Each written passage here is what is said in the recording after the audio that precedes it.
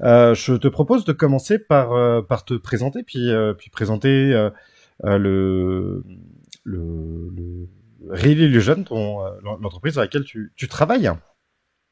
Alors bonjour, je suis le fondateur de Real Illusion, qui est un concept de déploiement de réalité augmentée très particulier, puisque il a pour vocation d'être une solution globale de diffusion de réalité augmentée et qui permet de couvrir tous les besoins de la réalité augmentée, que ce soit des besoins plutôt classiques sur la réalité augmentée basique au niveau de marketing et de détection de support appelé, mais aussi à des niveaux beaucoup plus techniques et qui vont être du positionnement de bâtiments sur des normes BIM en environnement réel, qui vont être d'utilisation dans l'industrie sur des casques de réalité augmentée type HoloLens ou RealWear. Voilà, c'est un outil qui a pour but d'unifier en fait le déploiement de la réalité augmentée et quelles que soient les sources. Ok, ok. On va avoir pas mal de choses à se raconter. Puis on se connaît quand même plutôt bien. Donc ça va être cool. Quand tu parles de réalité augmentée, tu as parlé de support papier. Ça veut dire que toi, tu travailles toujours sur un support ou tu travailles aussi en dehors à côté de ça?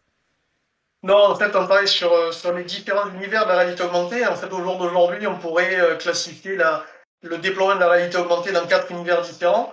Le premier, pour simplifier, ça va être tout ce qui peut être pris en photo. En fait, tout ce qui peut être capté par l'intermédiaire d'un appareil photo ou d'un téléphone. Donc, on se sert de la détection de l'image. Donc, pour simplifier, c'est la détection d'image, l'équivalent de la reconnaissance faciale, mais qui est adapté en fait à ce qu'on peut voir. Donc ça, c'est le premier univers de la réalité augmentée. Là-dessus, on peut l'agrémenter avec tous les types de fichiers digitaux, 2D, 3D, audio, en fait, tout ce qui peut être digital, en fait. Ça, c'est le premier univers. Le deuxième univers, ça va être le fait de scanner, en fait, un lieu. Donc, une, un musée, une salle, un lieu physique. Et dans ce cas-là, c'est le lieu qui devient zone de détection. Donc ça permet de créer ce que nous on appelle la réalité augmentée permanente. Donc est positionné au centimètre près dans tous les axes des expériences en réalité augmentée qui vont être accessibles à partir du moment où on arrive dans cette pièce-là. Donc ça c'est le deuxième univers de la réalité augmentée. Le troisième va être plutôt orienté en fait sur la détection d'objets. Donc je vais scanner un objet et c'est l'objet qui devient élément de détection. Ça va permettre de créer des expériences un peu qui sont plus orientées industrie, plus orientées scientifiques, sur de l'explication, sur du détail explicatif, sur de l'assemblage, ce genre de choses. Et à tout ça, à ces univers-là, on peut rajouter un univers qui est un peu particulier, c'est toutes les notions de positionnement par GPS. C'est-à-dire que tout ce qu'on a vu, ces univers-là, en fait, on peut avoir du filtrage par GPS, avoir du positionnement par GPS, avoir la possibilité, en fait, de créer des expériences vidéo-positionnées ludiques ou moins ludiques, qui peuvent alimenter après des concepts comme des chasses au trésor et autres. Donc vraiment là, tu te pointes aux coordonnées GPS et t'allumes ton appli et ça te déclenche l'expérience parce que t'es au bon endroit. C'est ça.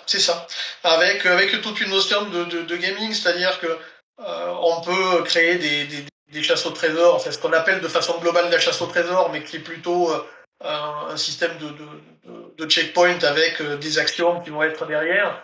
Elles peuvent lancer aussi bien une expérience en 3D sur laquelle on va avoir une interaction, elles peuvent lancer des quiz interactifs qui vont permettre d'approfondir une zone particulière dans une ville ou dans un lieu. Elles peuvent aussi lancer le fait d'aller chercher un élément pour permettre de débloquer l'étape d'après. Donc c'est vraiment le principe de générer du gaming tout en utilisant en fait tout ce qu'on pourrait avoir besoin, tous les univers qu'on pourrait utiliser, aussi bien vraiment du jeu que du parcours commercial, que du parcours pour agrémenter un événement, ce genre de choses. Vas-y, tu t'avais l'air lancé. Voilà, après, au niveau si on prend sur le premier type d'univers de réalité augmentée, en fait, on peut y rajouter énormément de choses parce qu'on peut rajouter tout simplement une vidéo. mais on peut rajouter aussi bien des hologrammes sur un flyer. On pourrait rajouter un environnement qui va être un environnement 3D complet, avec la possibilité d'avoir des choses très poussées, avec des arbres qui bougent, des feuilles, des, euh, des, euh, des expériences en fait qui permettent en fait de donner envie aux gens de venir dans un lieu physique. L'idée étant que le support papier n'est que l'entrée de l'expérience qu'on appelle nous l'expérience globale, l'APA, c'est le avant, le pendant et le après. C'est j'utilise les supports papier pour donner envie aux gens de venir sur un lieu. Quand ils sont sur un lieu, je vais leur donner la possibilité de profiter d'une expérience en réalité augmentée qui va leur apporter des compléments ou les assister ou leur faire apparaître des hologrammes pour les guider dans leur environnement. Et quand ils vont partir en fait de ce lieu-là, ben, c'est de leur qu'ils partent avec un support de com ou un objet, puisqu'on peut avoir un objet qui peut être détectable en réalité augmentée, et derrière qui va leur permettre d'expliquer à leurs amis, à leur famille en rentrant ben, les expériences qu'ils ont utilisées, pendant leurs vacances ou pendant leur déplacement. Et avec cette méthode-là, mais ça permet justement de générer en fait du visiteur complémentaire qui va avoir envie de profiter de cette expérience-là. Pendant le Covid, il y a eu d'autres expériences qui ont été créées parce que la problématique était justement de transposer la science et de déplacer la science chez Monsieur Tout le Monde pour éviter d'avoir une cassure de lien entre les lieux muséals et le grand public.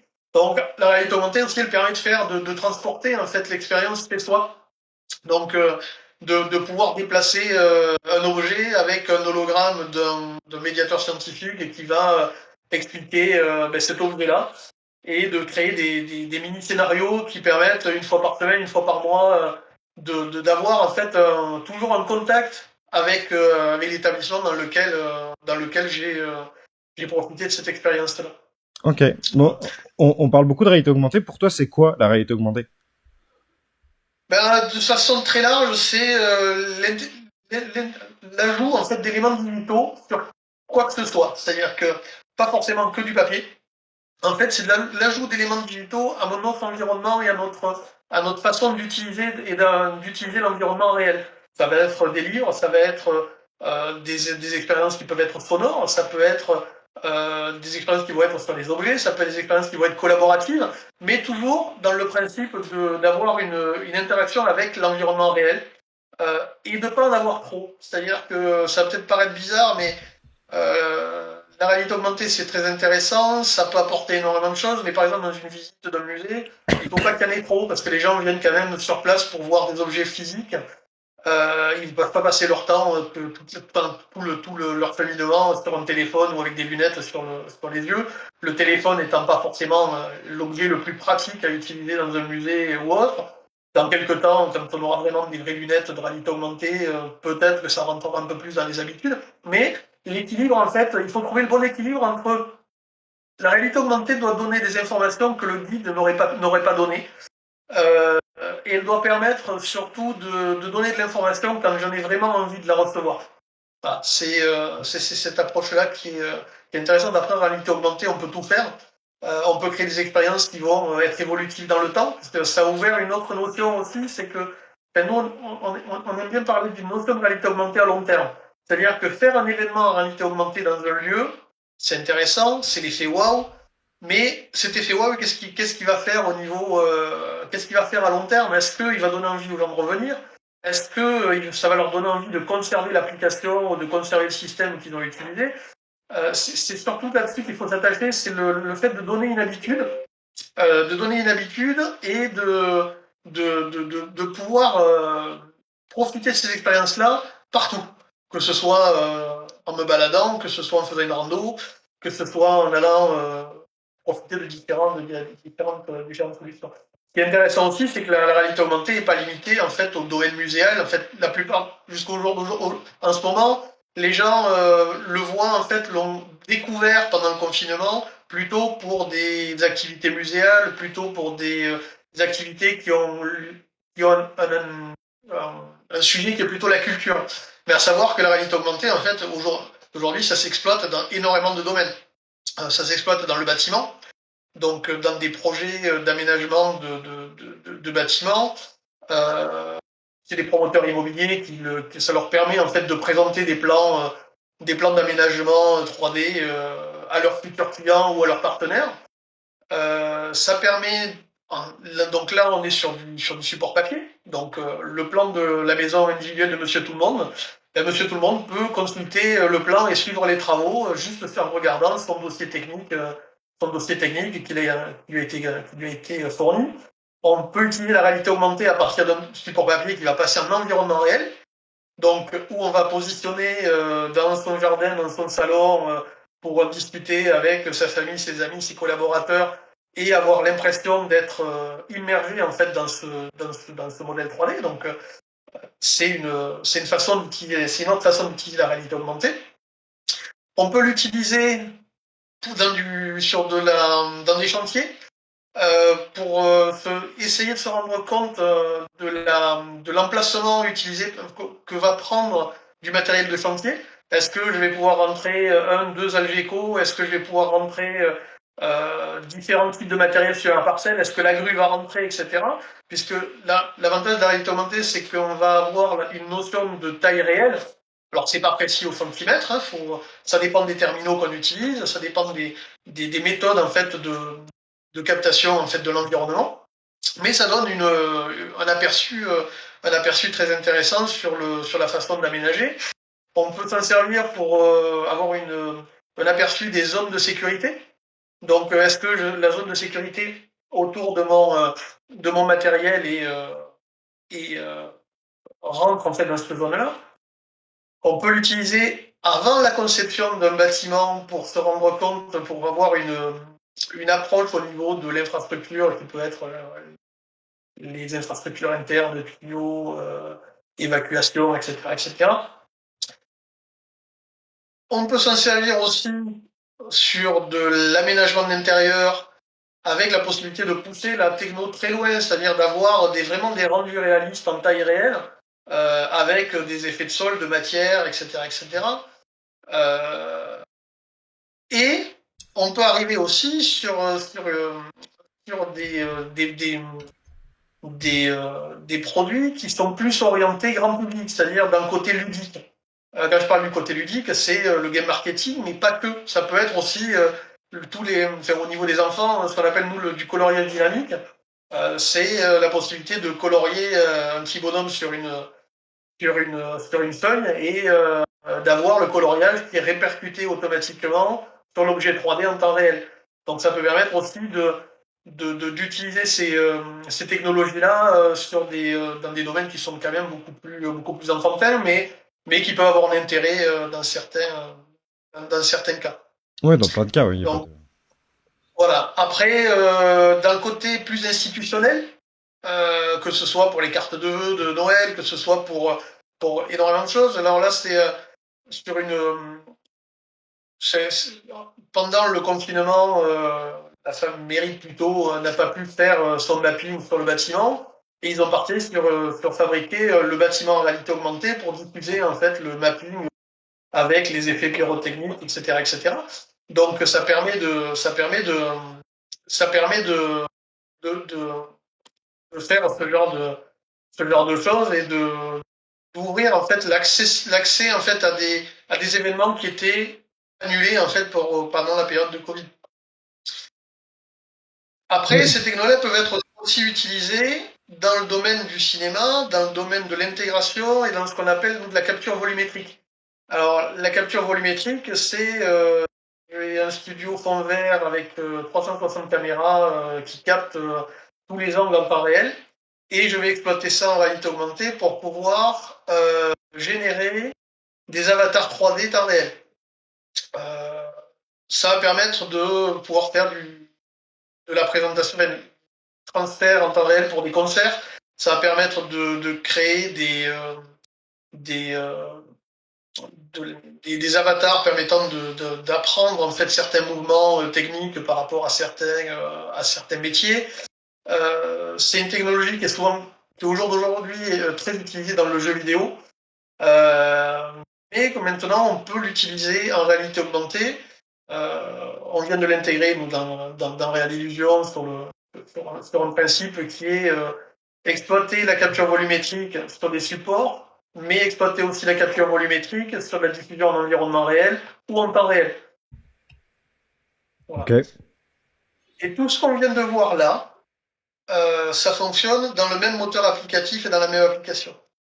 C'est la particularité de Real Illusion, c'est que on peut commencer par un produit qui va être très basique sur un support papier, sur une carte postale, sur un support de com pour un événement, et faire évoluer en fait l'offre par rapport au client, sans avoir besoin de changer d'habitude, sans avoir besoin de changer d'application. L'interface utilisateur s'autogénère en fonction des données qui sont disponibles au niveau de la détection. Donc, il y a sur l'application, il n'y a jamais aucun bouton inutile. Donc, avec cette méthode de je ne fais apparaître que les boutons utiles, ça permet de mettre à disposition énormément de fonctionnalités et énormément de méthodes d'utiliser ces fonctionnalités pour pouvoir les intégrer, les faire fonctionner en cascade. C'est-à-dire, par exemple, je peux mettre une playlist audio qui va me permettre de générer une ambiance sonore autour de mon produit de com. Je vais pouvoir présenter des spectacles, les spectacles de la saison, positionnés par GPS si c'est sur une zone beaucoup plus grande, avec la possibilité de changer les contenus digitaux diffusés par les supports en fonction de la période, en fonction de la saison, en fonction du lieu. Donc du coup, on se retrouve en fait avec un outil digital qui est très très modulable et qui permet de changer d'idée et de créer en fait des expériences très rapidement. Et ton moteur, il est ouvert, c'est-à-dire que tu peux avoir des clients qui vont acheter un éditeur et faire évoluer eux-mêmes leur simulation, ou tu fais tout en interne? Alors, Real Illusion est équipé de nombreuses API, donc du coup, des API entrantes et sortantes. Donc entrantes pour automatiser la création de contenu en réalité augmentée, et sortantes pour les remonter, que ce soit de statistiques, que ce soit d'éléments particuliers.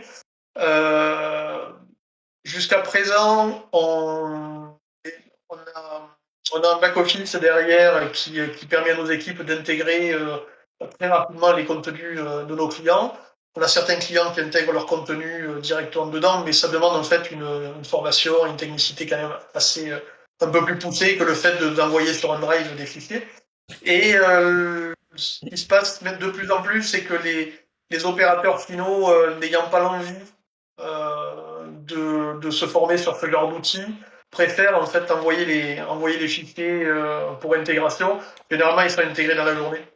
Ouais, ils préfèrent faire sous-traiter la technicité de l'opération plutôt que de s'y mettre eux-mêmes, quoi. Après, le modèle économique de Real Illusion, nous on travaille pas mal on travaille surtout avec de l'indirect, donc avec des agences, différents types agences de com, agences de production audiovisuelle, etc. Donc, qui intègrent en fait la solution Real Illusion à leurs offres, ce qui leur permet en fait de se concentrer sur la création du contenu et en s'appuyant sur tout le volant technique et toute la puissance technique en fait est déportée chez nous. Ok. Ok, eux, ils Voilà. conçoivent leur scénario et en fait, ils t'envoient le scénario et les assets 3D et derrière, tu fais l'assemblage.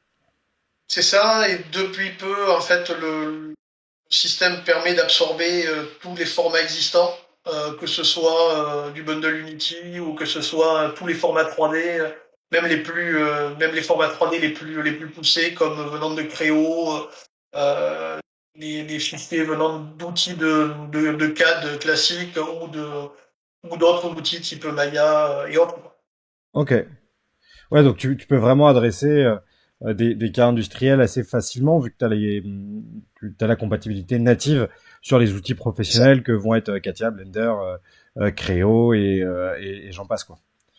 Ben, la partie bâtiment, tous les formats BIM, tous les formats ISFC, les formats BIM sont importés en natif, donc avec la structure, avec les références, etc. Donc, l'idée vraiment de la Légion, c'était d'avoir en fait, d'avoir dans un tronc commun les 80% des fonctionnalités qui sont utilisées par tous les métiers et par toutes les personnes. Et en fait, là-dessus, on a greffé des briques métiers qui répondent, en fait, qui complètent ces fonctionnalités-là pour s'adapter vraiment à chaque typologie de métier. Ok, et quel est l'intérêt pour un utilisateur d'utiliser de la réalité augmentée sur du BIM, par exemple, plutôt que de la VR?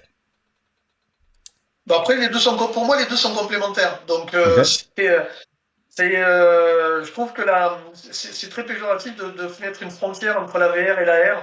Hmm. Ils ont des utilisations qui sont vraiment adaptées. Dans certains cas, la VR, à mon avis, est beaucoup plus pertinente que la R, et dans d'autres cas, c'est l'inverse. Par exemple, dans tout ce qui est traitement des phobies, etc., etc., il y a de très beaux projets en VR qui tournent. En AR, il n'y a pas forcément de plus. Surtout que c'est plus simple d'avoir un casque VR que d'avoir une paire de HoloLens. Les prix sont Pas quand les même mêmes. différents. Voilà, et surtout que dans le principe justement d'immerger les gens ou qu'ils aient les mains libres pour avoir l'impression d'être dans un environnement stressant, l'AR est pour l'instant est pas adapté. Dans la transmission de gestes métiers, ben, là on est sur quelque chose où les deux peuvent fonctionner, c'est-à-dire que si on insiste sur de la transmission, en fait, où on regarde un geste métier sans avoir besoin de manipuler la réalité, la VR va bien fonctionner. Dans le cas où on va besoin d'avoir une interaction avec l'objet réel et faire un apprentissage qui va être rattaché à la manipulation réelle, là par contre la R est beaucoup plus pertinente. Tu- Donc après, il y a des possibilités aussi de faire de la formation en VR pour de l'utilisation sur de la R. hmm. Donc là, on arrive après dans des choses qui sont. C'est pour ça que je dis que c'est deux techs qui on les traite là actuellement séparément. Mais je pense que les quelques projets de lunettes qui permettent de mixer les deux, ils sont pas loin de la vérité parce qu'à un moment, dans une même expérience, on peut avoir besoin ou de l'un ou de l'autre. Moi, je suis assez d'accord avec toi, hein, et pour le coup, je vois bien les parcours de formation, tu vois, qu'on considère des parcours. Je pense que les parcours seront hybrides et pas hybrides au sens réel, virtuel, mais au sens immersif et réel. C'est-à-dire que on va par exemple présenter une activité en réalité virtuelle, puis après on va s'entraîner sur des pièces en bois en réalité augmentée, et à la fin on fera de la réalité augmentée ou pas sur chaîne pour travailler au final. Et Surtout que ouais. Surtout qu'il y a une notion de poids en fait des objets, c'est-à-dire que en VR, ben, la problématique c'est manipuler un gros objet ou savoir si une clé dynamométrique va passer dans une carlingue d'Airbus pour aller démonter. En fait, la problématique c'est qu'il n'y a pas cette notion de contact en fait Hein. avec le matériel physique.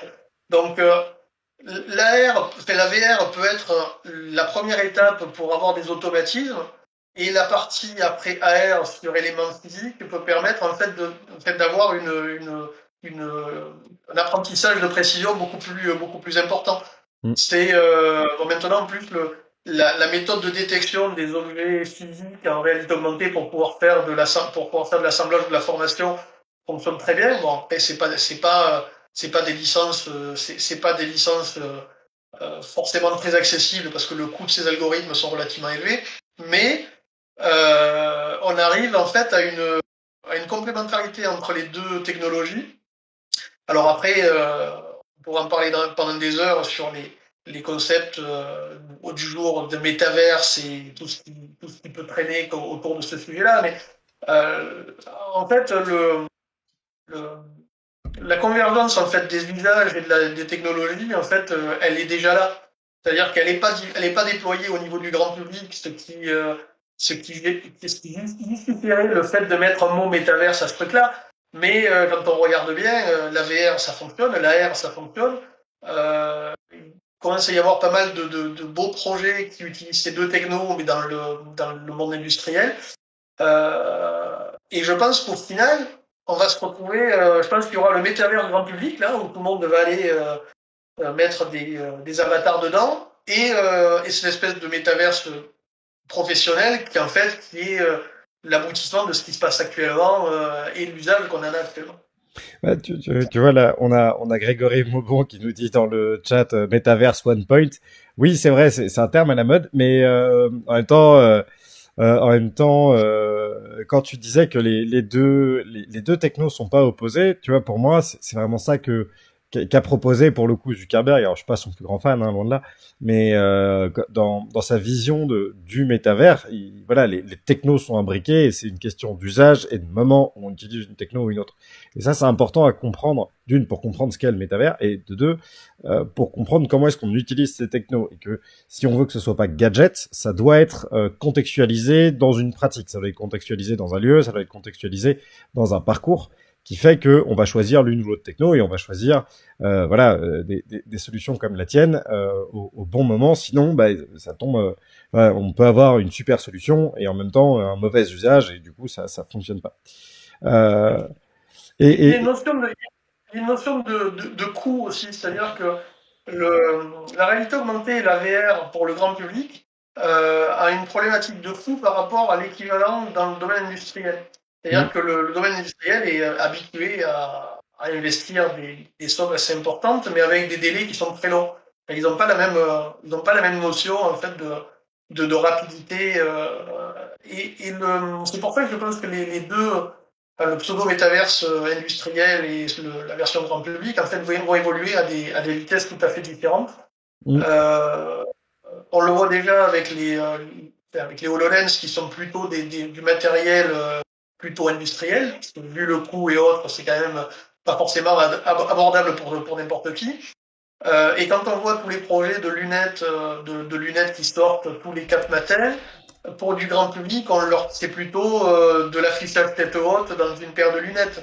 Donc, alors que la technologie est déjà utilisée et en cours de déploiement et de plus en plus utilisée dans le monde industriel. Donc, je pense qu'il y a aussi ce côté-là, c'est que pour le grand public, il y a une problématique de connectivité entre les gens. Dans l'industriel, la connectivité entre les usines, elle existe parce que ils l'utilisent pour autre chose. Donc, ce serait facile pour une boîte comme Airbus ou autre, ce serait facile d'avoir un métaverse à eux, industriel, qui fonctionne. Par contre, l'équivalent dans du grand public, ça va être beaucoup plus long parce que il y a beaucoup plus d'opérateurs et l'interconnexion en fait entre les usagers n'est pas aussi facile à mettre en place que le jour où une de ces grosses structures décide en fait d'interconnecter tout son réseau. Oui, bien sûr. Bien sûr, bien sûr. On nous demande d'ailleurs, le coût est un aspect intéressant. Quel modèle économique il y a chez Real Illusion? Alors en fait, nous on facture, il y a 2 modèles, il y a 2 parties. Il y a une version c'est produits packagés. Okay. Donc pour nos partenaires, en fait, ils ont accès à toute une série de produits packagés par typologie d'activité. C'est-à-dire pour du marketing, on a des produits packagés marketing. Pour l'architecture, on a des produits packagés architecture qui répondent généralement à 80% des demandes des agences et des partenaires et des structures. Okay. Quand ça ne rentre pas dans ce cadre-là, on intervient comme bureau d'études. Donc, on intervient comme bureau d'études pour trouver la bonne méthode et le bon enchaînement de modules permettant de répondre aux besoins. Pour 2 raisons, c'est que Real Illusion, aujourd'hui, on a à peu près 200 modules différents disponibles fonctionnels. On en a une centaine qui n'ont pas été déployés parce qu'on n'en avait pas forcément l'utilité ou qui sont prévus un peu plus tard. Mais en gros, on va arriver d'ici la fin de l'année à peu près à 450 modules actifs qui sont interconnectables entre les différents univers. Donc, on a essayé. Au début, on les a tous listés. On a envoyé ce genre d'infos à nos partenaires, etc. Ils étaient perdus au bout de 4 minutes parce que trop d'options, plus d'options.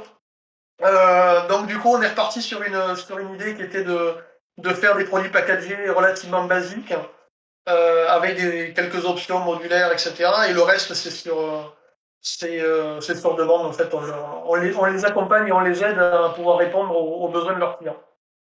Voilà. Ok. Et donc du coup, on n'est pas sur du coût de licence, mais on va être sur du coût d'achat d'une presta ou d'une appli et pas de coût récurrent derrière. En fait, sur du marketing classique, sur du support papier, en fait, c'est pas compliqué, c'est au visuel de déclenchement. Donc, il y a des dégressifs par rapport au volume, il y a de la possibilité de faire de l'engagement annuel, il y a la possibilité d'être sur de l'abonnement mensuel aussi. Donc, on a essayé de trouver une méthode plusieurs méthodes qui s'adaptent à tous les profils de clients qu'on a. Parce qu'on s'est rendu compte que l'agence A, elle n'a pas forcément les besoins et les mêmes contraintes que l'agence B. Et au final, on essaie au maximum de s'adapter à leurs problématiques, à leurs problématiques. Mm. Ok. Ok. Et donc, du coup, si tu peux donner un exemple, voilà, un projet support papier quand même avec un impact raisonnable, t'estimes ça à combien aujourd'hui? On peut partir sur des cartes postales. Enfin, une carte postale, c'est un produit, enfin, on en produit beaucoup pour différents partenaires. C'est très simple. Carte postale vidéo avec 12 mois d'hébergement et du contenu. Alors, par défaut, sur les contenus, sur un support visuel, par défaut, il y a une vidéo, un PDF qui peut être joint et la fiche contact complète, mais c'est une grande fiche contact où on peut rajouter les réseaux sociaux, les machins, etc., etc. Mm. C'est aux alentours de 500 € à l'année. Ah oui, pas cher. Donc, ouais, avec nombre de détections illimité. Voilà, donc on est sur un produit, c'est un produit d'entrée de gamme. Derrière, sur des packs de 10, des packs de 50, etc., en plus, il y a des gros dégressifs. Les partenaires, les structures partenaires, en plus, elles ont leur remise partenaire en fonction du volume qu'elles génèrent sur l'année. Donc, on a des partenaires qui ont, en plus de ça, qui ont jusqu'à 25% de remise. Donc, c'est Rallye a été pensé de façon à créer un produit qui soit en mode industriel, c'est-à-dire qu'il est fait pour faire du volume. Donc, on a intégré dans les packages, dans les fonctionnalités, par défaut, euh, les exports de statistiques basiques sont rattachés en fait même à des packs basiques. On a la possibilité dans les packs supplémentaires d'intégrer 2, 4, 6, 8 options supplémentaires qui sont au choix en fait. Ça peut être des listes vidéo, ça peut être l'intégration de la 3D, etc.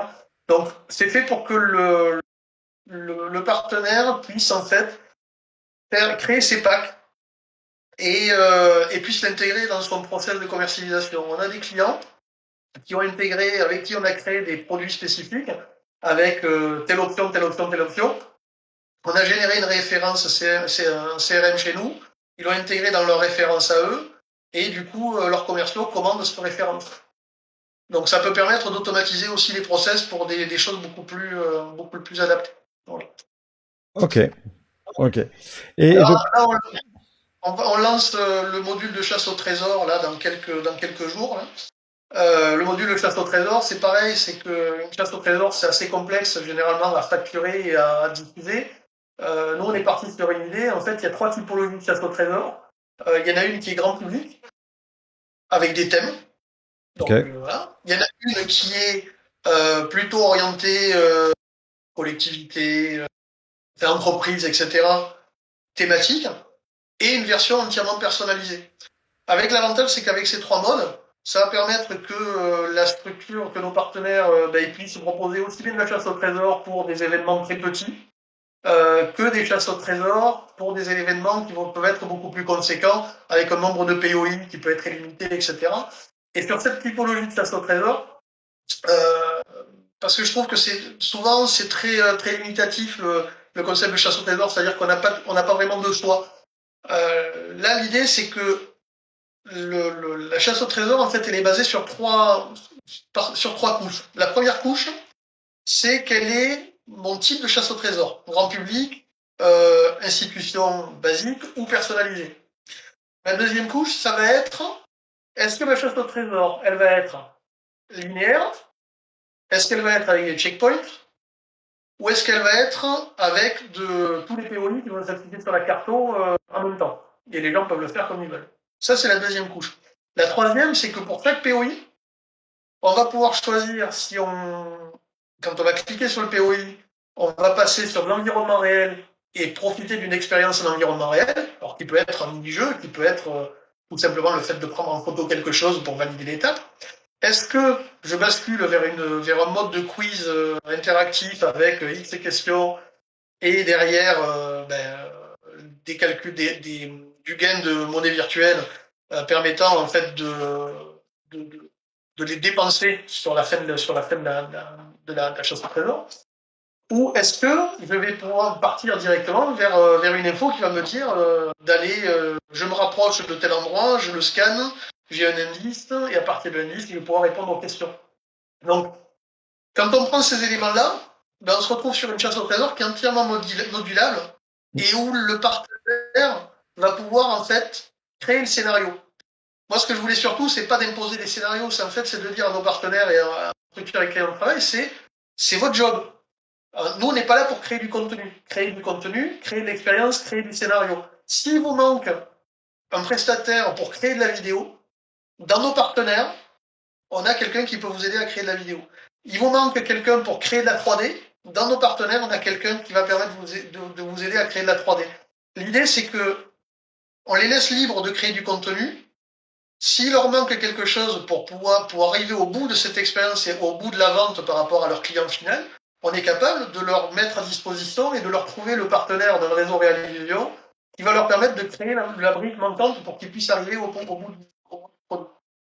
Pour ça, quand c'est une vision on va dire à 360 degrés, c'est que en dehors de l'applicatif et en dehors du moteur applicatif, ben, l'idée c'est que une expérience à réalité augmentée d'aujourd'hui, c'est compliqué à vendre, quel que soit le client qui est en face, que ce soit un petit client, une grosse structure, etc. Et que si le grain de sable, c'est juste la création du contenu, ben c'est pas bon. Donc l'idée, c'est de fluidifier en fait cette chaîne-là. Par exemple, sur la création d'hologrammes, on a eu un client qui pouvait faire de la prise de vue sur fond vert, mais qui ne pouvait pas faire on va dire la génération des masques alpha nécessaires par rapport à cette prise de vue-là. Donc on est intervenu à ce niveau-là. Voilà. Et c'est là où l'intégration du bureau d'études, en fait, dans Réal Illusion est importante, c'est que nous, le but, c'est que le prestataire ou le client final arrive au bout de son expérience. Ouais. Voilà. Et c'est au client de faire l'assemblage final. Ou c'est toi qui le Ça fais? dépend. Ça Ça dépend. dépend. Il y en a certains qui ont des idées bien préconçues et qui ont des projets bien ficelés. On a, on a fourni notre tech là, pour un projet qui va se déployer à Bora Bora. C'est une agence qui a géré le dossier. Ils produisent le contenu. Nous, on est juste sur l'aspect technique. On leur a donné quelques infos et on les aide sur le déploiement sur place. On en a d'autres qui ont des idées mais qui ont absolument aucun élément de la chaîne de production. Donc, on les met en relation, on les aide pour. Nous, on essaie de se concentrer sur l'aspect technique et les contraintes techniques de la réalité augmentée. Parce que même en faisant que ça, des fois, il y a des agences qui racontent un peu n'importe quoi. Il faut dire ce qui est. C'est pas leur faute.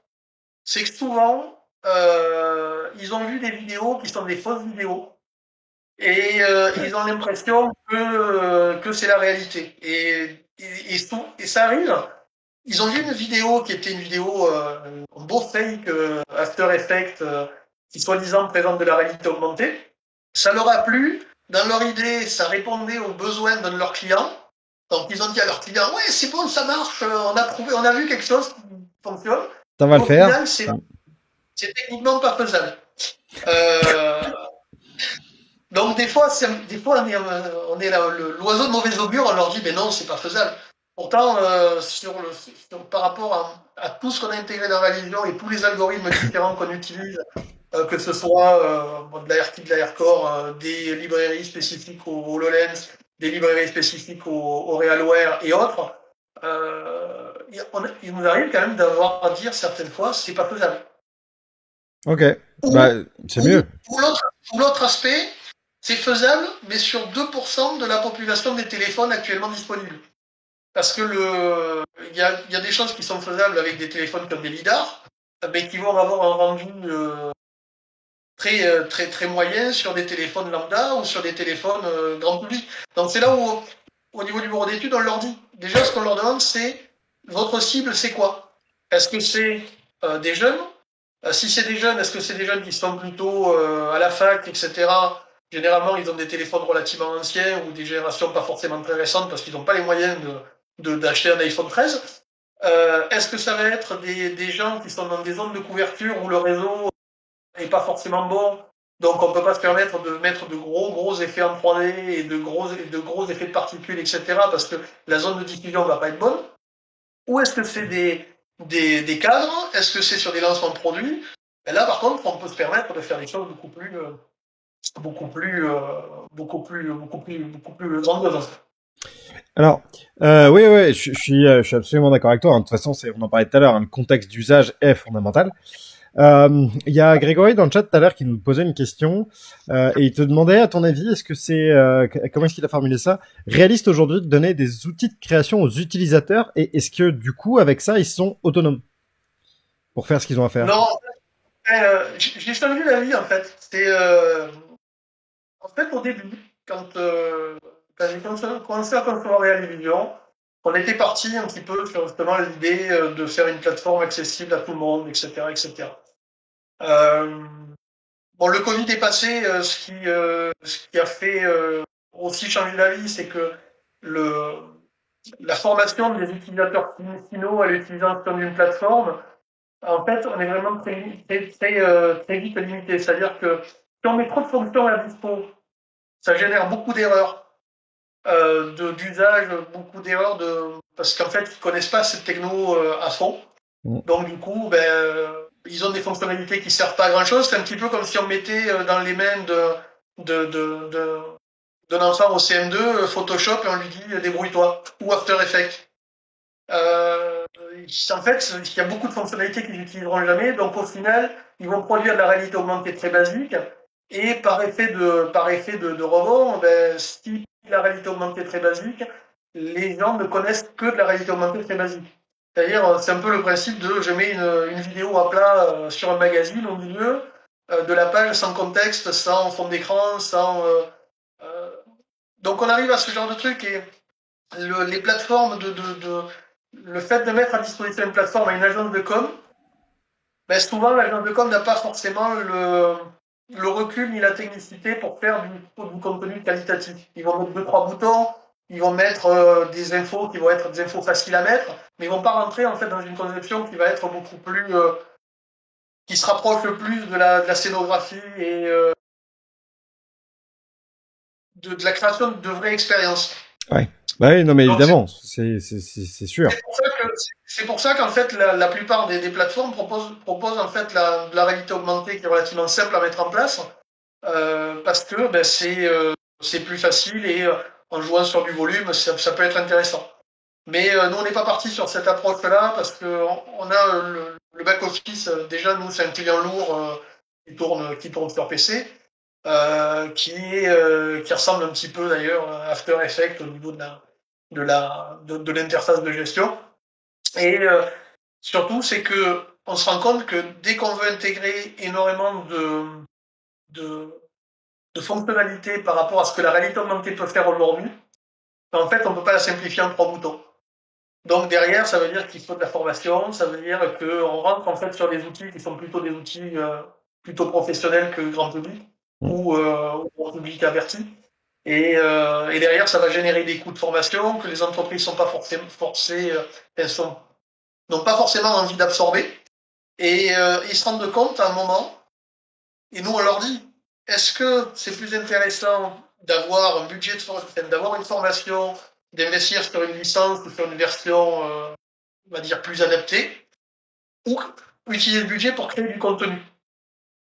Et on leur dit, le truc c'est que créer du contenu avec votre budget, plus votre contenu va être de qualité, plus les gens vont aimer l'expérience, et s'ils aiment l'expérience, ils vont reprendre du contenu pour une expérience après. Donc c'est cette approche-là qu'on a. Ouais, bah oui, bien sûr. C'est voilà, entre choisir des créneaux de formation qui sont pas forcément évidents à prendre ou essayer de produire du contenu de qualité, tout de suite, voilà, il vaut mieux produire du contenu de qualité, quoi.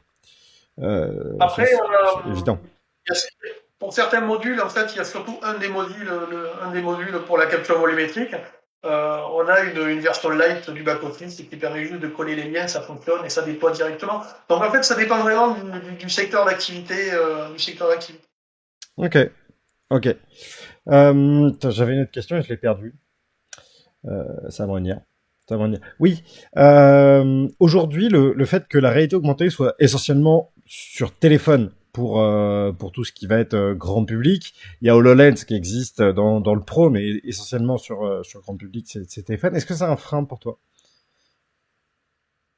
Oui et non. Euh, c'est un frein d'usage, parce que c'est vrai que c'est pas enfin, sortir un téléphone pour aller consulter un contenu. Bon, les jeunes générations le font, les anciennes c'est plus difficile. Et en fait, on en revient au fait de justifier l'action de sortir le téléphone et d'utiliser la réalité augmentée. C'est-à-dire que dans une expérience qui remonte à presque 4 ans maintenant, où j'avais ce discours-là, c'était pour un magazine, c'était pour un journal à grand tirage, et sur ce projet-là, je leur disais, les gens ne téléchargeront pas une application et n'utiliseront pas la réalité augmentée pour regarder la publicité. Par contre, ils téléchargeront une application, ils utiliseront une application de réalité augmentée si on arrive à trouver leur déclencheur, et leur déclencheur, c'est leur donner de l'info qu'ils n'auront pas ailleurs et qui va les intéresser. Donc, c'est là où j'en reviens à mon histoire de qualité de contenu. C'est-à-dire que une expérience de réalité augmentée qui n'a pas de contexte et qui n'apporte rien à celui qui va l'utiliser, ben, il l'utilisera pas. Le bon exemple que je prends, c'est une campagne de com en réalité augmentée sur les abribus. Abribus ou les panneaux sucettes qu'il y a dans les villes, etc. En Mm. fait, ça c'est vraiment un cas d'école. Si par exemple, ma campagne sur ces panneaux d'affiches, je la mets sur des panneaux sucettes qui sont positionnés à des endroits en bord de route où les gens ne s'arrêtent pas, où ils passent à 40 km/h, ma campagne ne sert à rien. Si je prends cette même campagne de com, je la mets dans des abribus. Ben, elle va servir, mais elle va servir très peu parce que les gens, à l'arrêt de bus, ils vont y passer 3 ou 4 ou 5 fois par jour, ça dépend des villes. Ils vont y revenir tous les jours, si c'est des trajets réguliers. Donc si ma campagne en réalité augmentée, c'est toujours la même chose, ben, ils vont l'utiliser une fois. Il va y avoir l'effet waouh plus ou moins, et ils le réutiliseront pas. Il n'y aura pas de rétention d'utilisateur. Sur ce genre alors qu'on est sur le même type d'affiche, etc., là, il faut jouer sur quelque chose qui change. En fait, il faut changer le contenu, il faut que l'expérience, elle change. Et sur une période de 2 mois, ou de 15 jours, ou 3 semaines, peu importe, il faut que cette expérience, elle donne envie aux gens de reflasher le contenu. Et en fait, cette expérience-là, elle veut juste dire que, en fonction du lieu où ça va être diffusé, et en fonction de ce que les gens attendent en, au niveau de leur, de leur connaissance de la réalité augmentée, parce que c'est quand même, il y en a beaucoup qui ne connaissent pas. Et c'est de trouver ce déclencheur qui va faire que la première fois, ils vont l'utiliser, ils vont se faire, ah, c'est génial, l'effet wow, mais le lendemain, ils vont l'utiliser parce que c'est utile ou parce que ça leur fait passer le temps. Donc, que ce soit par l'intégration de mini-jeux, que ce soit par l'intégration de contenu, le fait de faire gagner des choses, c'est la solution miracle. Hein. Les gens, s'ils peuvent gagner quelque chose, ils vont jouer 10 fois par jour. Hein.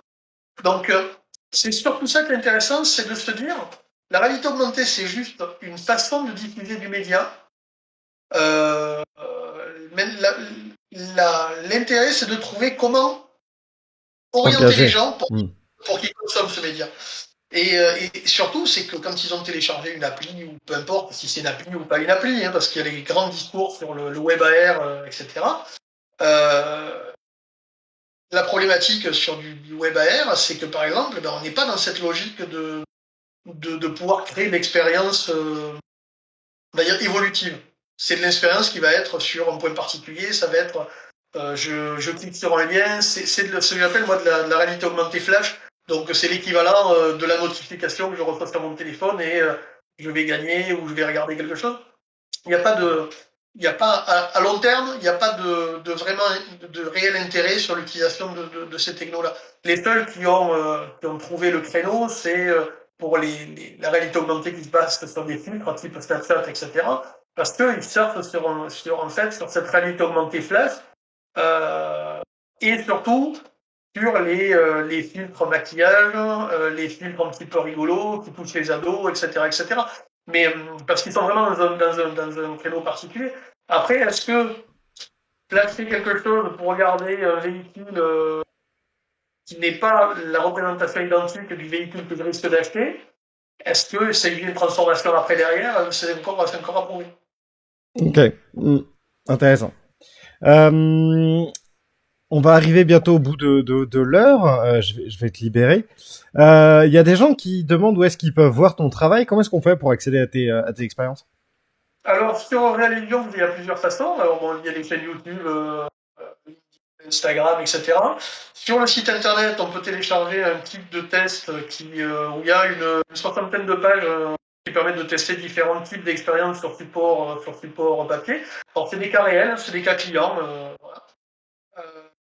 Il y a la possibilité d'utiliser des liens, donc ce que nous on appelle des AR-links, qui permettent de lancer directement des expériences, puisque les AR-links permettent d'accéder à n'importe quoi dans l'illusion. C'est-à-dire que on peut générer un AR-link qui va permettre de positionner un canapé, ou un AR-link qui va positionner une villa sur une parcelle.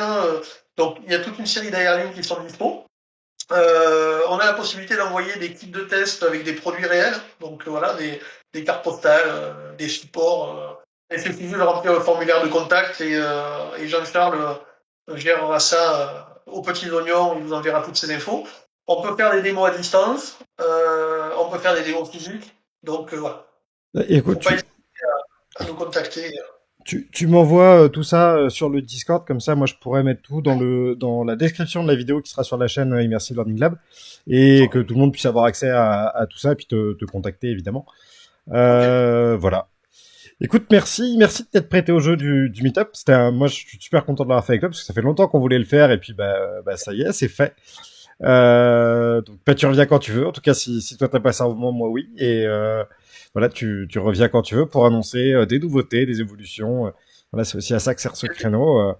Ou juste si t'as envie de revenir discuter avec nous. De toute façon, moi, je garde bien dans la tête qu'un jour, on invitera aussi Grégory. Puis on se fera un métavers à trois. Je pense que ça peut être très fun. Et voilà, aller débunker toutes les conneries qu'on raconte là-dessus. Je pense qu'on a moyen de s'amuser un peu. Donc si t'es chaud, on se refera ça. Voilà. Et puis J'ai juste oublié un truc, vas-y. reste compatible avec les NFT. Donc, on entend tous parler des NFT, etc., etc. On gère les NFT directement dans Real. Ok. Ok. Eh ben Voilà. écoute, tu reviendras nous en parler plus en détail. Mais voilà, c'est le teasing de fin pour l'épisode 2 quoi. C'est on gère les NFT. Ok, ça marche. Ça marche. Écoute, Ouais. merci beaucoup. Reste avec moi dans le Discord. Là, je vais juste mettre la pause que j'ai revenir dans 5 minutes. J'annonce la suite des programmes. Puis on se fait un petit débrief nous en off. Ah, c'est Voilà, parfait. je te passe à côté. Nickel. Euh, tout de suite. Le chat, merci d'avoir été là, comme d'hab. Merci d'avoir été là pour la reprise des meetups. C'était voilà, ça fait quelque temps qu'on n'en avait pas fait. Je suis content de voir que vous étiez quelques-uns.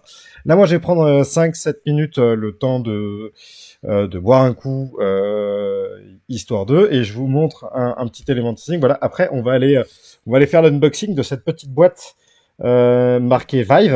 Voilà. Donc j'ai là un Vive Flow tout neuf. Et on va l'ouvrir, le paramétrer, le lancer, puis voir un peu ce que fait cette petite bête-là jusqu'à 20h. Voilà, donc restez par là et je reviens tout de suite.